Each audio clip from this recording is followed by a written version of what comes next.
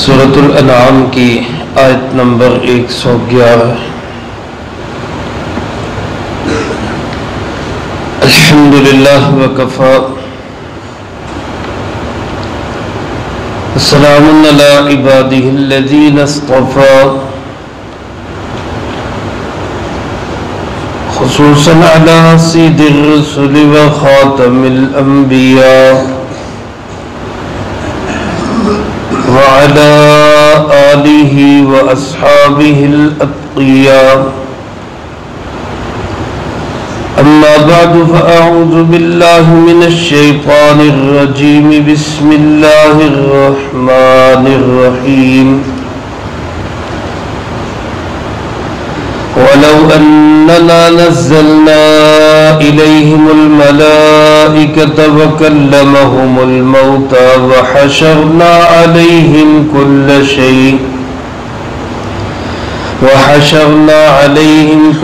شَيْءٍ قُبُلًا مَا كَانُوا لِيُؤْمِنُوا إِلَّا أَن يَشَاءَ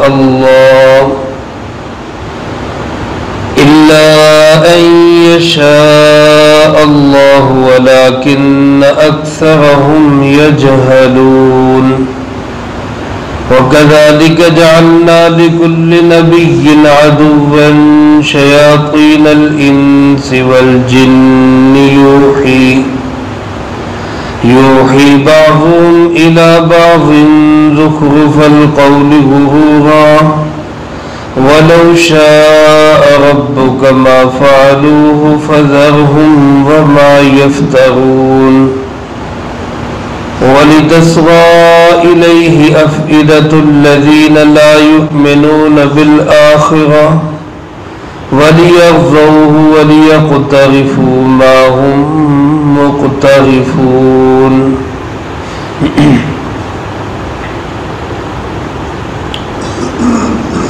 آیات مبارکہ میں سے پہلی آیت مبارکہ میں اللہ پاک نے گزشتہ مضمون کے تفصیل کو بیان فرمایا ہے۔ اس سے پہلی آیت میں آپ حضرات نے سماعت فرمایا، اللہ پاک نے فرمایا کہ اگر یہ لوگ اپنی منہ مانگی نشانی معجزہ دیکھ بھی لیں تو یہ پھر بھی ایمان نہیں لائیں گے۔ اسی کی تفصیل اس پہلی آیت میں بیان فرمائی گئی۔ اللہ پاک فرماتے وَلَوْ أَنَّنَا نَزَّلْنَا إِلَيْهِمُ الْمَلَائِكَةَ، اگر ایسا ہو جائے کہ ہم ان پر فرشتوں کو اتار دیں، کیونکہ ان کا ایک مطالبہ یہ تھا کہ یہ فرشتے ہمارے پاس کیوں نہیں آتے۔ قرآن پاک میں اور بھی کئی جگہوں پر اس بات کا جواب دیا گیا ہے۔ ایک جگہ فرمایا کہ جب تمہارے پاس فرشتے آئیں گے تو پھر تمہیں مہلت بھی نہیں ملے گی۔ آئیں گے فرشتے، ہر انسان کے پاس آتے ہیں، لیکن جب آتے ہیں پھر انسان کی توبہ کا دروازہ بند ہو جاتا ہے۔ اس لیے اس نشانی کو مانگنے کی بجائے اس سے پہلے توبہ کر لو۔ لیکن فرمایا کہ اگر ہم ان فرشتوں کو ان پر اتار بھی دیں، اور دوسری نشانی وَكَلَّمَهُمُ الْمَوْتَى، مردے ان سے باتیں کریں۔ ان کا ایک مطالبہ یہ تھا کہ اگر آپ واقعی اللہ کے نبی ہیں تو ہمارے جو مرے ہوئے آباء و اجداد ہیں وہ ہم سے گفتگو کریں، ان سے ہمیں ملوائیں۔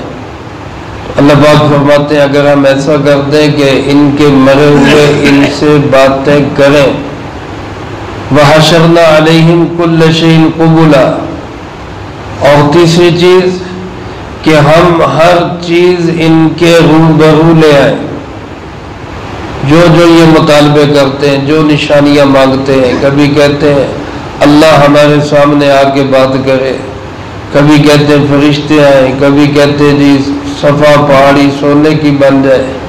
فرمایا ہر چیز ان کے سامنے ہم لے آئے، وَمَا كَانُوا لِيُؤْمِنُوا، پھر بھی یہ ایمان نہیں لائیں گے۔ اللہ اپنے علم ازلی سے بتا رہے ہیں کہ یہ لوگ پھر بھی ماننے والے نہیں ہیں۔ الا ان یشاء اللہ، سوائے وہی جو اللہ چاہے، جن کو اللہ ایمان کی دولت نصیب فرما دے وہی مانیں گے، ان کے سوا ساری نشانیاں بھی ان کو دکھا دے یہ ہٹ دھرم اور ضدی پھر بھی ماننے والے نہیں ہیں۔ فرمایا وَلَٰكِنَّ أَكْثَرَهُمْ يَجْهَلُونَ، ان کے اکثر لوگ وہ جاہل ہی ہے، وہ لا علم ہی ہے، وہ نہیں مانیں گے۔ تو لہذا آپ صلی اللہ علیہ وآلہ وسلم اور صحابہ اکرام رضی اللہ تعالی مجمعین ان کو نشانیاں دکھانے کی فکر نہ کریں، اس کی تمنا آرزو نہ کریں، بس اپنا کام کرتے رہیں، جو مان لے اس کا اپنا فائدہ، جو نہیں مانے گا وہ جانے اور اس کا رب جانے۔ دوسری آیت مبارکہ میں فرمایا میرے محبوب صلی اللہ علیہ وسلم یہ جو آپ کی دشمنی کر رہے ہیں، آپ کی مخالفت کر رہے ہیں، آپ کے راستے میں روڑے اٹکانے کی کوشش کر رہے ہیں، یہ کوئی پہلی دفعہ نہیں ہوا۔ جتنے بھی انبیاء علیہ السلام پہلے تشریف لائے، ہر نبی کے ہم نے ایسے ہی دشمن پیدا کیے۔ وَكَذَلِكَ جَعَلْنَا لِكُلِّ نَبِيٍّ عَدُوًّا، آدم علیہ السلام سے لے کر آخری نبی امام الانبیاء جناب محمد مصطفیٰ، بلند آواز سے کہہ دیں صلی اللہ علیہ وآلہ وسلم، ہر نبی علیہ السلام کے دشمن بھی رہے، کیونکہ اللہ کے نبی علیہ السلام کا کام حق کی آواز بلند کرنا۔ جو حق کا دشمن ہے، جو باطل پر ہے، وہ اللہ کے نبی کا بھی دشمن ہے۔ فرمایا اس سے گھبرانا نہیں، اس سے پریشان نہیں ہونا، مخالفتیں ہوں گی، پتھر مارے جائیں گے، لوگ برا بھلا کہیں گے، دشمنیاں نکالیں گے، اور یہ دشمن شیاطین الانس والجن، ایسے انسان بھی ہوں گے جو شیطان ہے اور ایسے جن بھی ہوں گے جو شیطان ہے۔ شیطان جس طرح جنوں میں سے ہے اسی طرح انسانوں میں سے بھی ہے۔ سورۃ ناس کی آخری آیت میں اللہ پاک نے سورۃ مبارکہ میں وسوسہ ڈالنے والے شیاطین سے پناہ مانگی، اور آخری آیت میں فرمایا من الجنۃ والناس، اللہ نے ہمیں پناہ مانگنا سکھایا، اور آخری آیت میں فرمایا کہ یہ جو وسوسہ ڈالنے والے شیاطین ہیں یہ جنوں میں سے بھی ہیں، انسانوں میں سے بھی۔ اے نبی علیہ السلام، کچھ شیطان نما انسان اور کچھ جن یہ آپ کی مخالفت کریں گے، اس سے گھبرانے کی ضرورت نہیں ہے۔ اور یہ جو آپ کے دشمن ہیں یوحی بعضهم الی بعض زخرف القول غرورا، یہ ایک دوسرے کی طرف وحی بھیجتے ہیں، جیسے اللہ پاک آپ کی طرف وحی بھیجتے ہیں، یہ آپ کے دشمن شیاطین الانس والجن ایک دوسرے کی طرف یہ بھی پیغام بھیجتے ہیں، خفیہ طور پہ یہ بھی اپنی سکیمیں اور چالیں چلتے ہیں، اور یہ باتیں کیسی کریں گے؟ زخرف القول غرورا، باتیں ایسی ہوں گی جو دل کو منہ لینے والی ہوں گی، خوبصورت باتیں اور بڑی مزین باتیں، بڑی لچھے دار گفتگو، ایسی گفتگو جس سے انسان کا دل کھنچ جائے۔ ایسے لوگ آپ کے دشمن ہیں، شیاطین ہیں، انسان بھی ہیں، جنات بھی ہیں، بڑی بظاہر خوبصورت باتیں کرتے ہیں لیکن وہ ہے آپ کے دشمن۔ اس لیے آپ نے ان دشمنوں کا دھیان رکھنا ہے، ان سے متاثر نہیں ہونا، ان سے پریشان بھی نہیں ہونا، کیونکہ اللہ ہر وقت آپ کے ساتھ ہے۔ یہ ایک دوسرے کو پیغام رسانی کریں گے، خوبصورت باتیں ایک دوسرے کو بتائیں گے، سمجھائیں گے، اور یہ اللہ کی مشیت ہے۔ حق اور باطل دونوں دنیا کے اندر رہیں گے اور قیامت تک رہیں گے۔ اگر اللہ چاہتے، وَلَوْ شَاءَ رَبُّكَ، آپ کے رب کی چاہت ہوتی کہ باطل بالکل ختم ہو جائے تو مَا فَعَلُوهُ، ایسا یہ کر ہی نہ سکتے۔ دیکھو میرے عزیز دوستو، جہاں حق و باطل کے معرکے کا ذکر آیا وہاں اللہ نے یہ نہیں فرمایا کہ باطل بالکل مٹ جائے، بلکہ یہ فرمایا لِتَكُونَ كَلِمَةُ اللَّهِ هِيَ الْعُلْيَا، اللہ کا کلمہ بلند ہو جائے، باطل دب جائے، حق غالب ہو جائے۔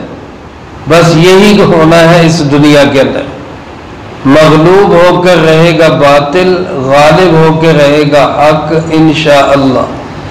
لیکن اگر یہ کہے بندہ کہ جی باطل بالکل مٹ جائے تو پھر حق کی پہچان بھی نہیں ہوگی۔ حق کی پہچان بھی اسی وقت ہوگی جب باطل بھی دنیا کے اندر رہے گا۔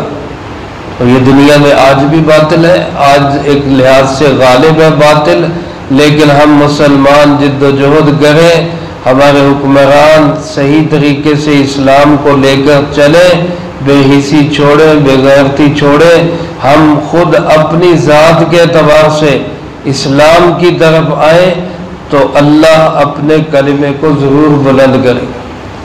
اللہ پاک فرماتے کہ یہ اگر میں چاہتا تو یہ ایسی کوئی حرکت کر ہی نہ سکتے، لیکن چونکہ یہ باطل رہنا ہے اس لیے یہ حرکتیں کر رہے ہیں۔ آپ ان کی حرکتوں پہ دھیان نہ دیں، فَذَرْهُمْ وَمَا كَانُوا يَفْتَرُونَ، ان کو آپ چھوڑیے اور جو کچھ یہ کرتے ہیں ان کاموں کو بھی چھوڑیے، کوئی پرواہ نہ کریں۔ زر کا لفظ بولا جاتا ہے جہاں کسی کو نفرت کے ساتھ چھوڑا جائے، دفع کریں ان کو، ان کی پرواہ نہ کریں۔ فرمایا یہ خوبصورت باتیں کیوں بناتے ہیں، لچھے دار گفتگو اور بڑے جو ہے وہ الفاظ کے گورکھ دھندے یہ کیوں چلاتے ہیں کہ لِتَسْوَى إِلَيْهِ أَفْئِدَةُ الَّذِينَ لَا يُؤْمِنُونَ بِالْآخِرَةِ، تاکہ جو لوگ آخرت پہ ایمان نہیں رکھتے ان کے دل ان کی طرف مائل ہو جائے۔ باطل کی طرف ہمیشہ وہی جائے گا جس کا آخرت پہ ایمان نہیں ہوگا، اور جس کا آخرت پہ ایمان ہوگا وہ کبھی بھی باطل کی طرف نہیں جائے گا۔ آخرت کا ایمان، اللہ کے سامنے کھڑے ہونے کا یقین، یہ بہت ضروری ہے۔ آج اگر ہم ایسی مجالس میں بیٹھے جس میں صرف دنیا کی باتیں، مال کی باتیں، کمائی کی باتیں، دنیا کی رنگ رنگیلیوں کی باتیں، تو ہمارا دل آٹومیٹک باطل کی طرف جائے گا۔ اور اگر ہم ایسی مجلسوں میں بیٹھے جس میں آخرت کی باتیں ہوں، مرنے کے بعد کیا ہوگا، قبر میں کیا ہوگا، حشر میں کیا ہوگا، پل صراط پہ کیا ہوگا، مال نامے تقسیم ہوں گے، دائیں ہاتھ میں ملیں گے، کسی کو بائیں ہاتھ میں ملیں گے، پل صراط سے کیسے پار ہوں گے، جنت میں پہنچ جائے، جہاں یہ باتیں ہوں گی وہ لوگ حق کے قریب آئیں گے، حق والے ہوں گے۔ اس لیے اللہ پاک نے آخرت کے عقیدے کا ذکر کیا کہ یہ ایسی دلوں کو منہ لینے والی خوبصورت سجی سنوری اور بڑی لگی لپٹی باتیں اور چکنی چپڑی باتیں اس لیے کرتے ہیں کہ تاکہ جن کا آخرت پہ یقین نہیں وہ ان کی طرف آ جائے، اور فرمایا وَلِيَرْضَوْهُ، اور وہ ان باتوں پہ خوش ہو جاتے ہیں۔ اب جو جس جگہ پہ لگا ہوا ہے، کوئی بدعات پہ، کوئی رسومات پہ، کوئی رواج پہ، کوئی دنیا کمانے پہ، کوئی حلال حرام کی تمیز ختم کر کے مال بنانے پہ، اس کو وہی باتیں اچھی لگتی ہیں جو اس کی تعریف کی جائے، اس کی چکنی چپڑی، آپ بڑی ماشاءاللہ آپ بڑی خدمت کر رہے ہیں، وہ خوش ہو جائے گا۔ فرمایا یہ اسی لیے یہ خوبصورت باتیں ہوتی تاکہ یہ لوگ خوش ہو جائیں۔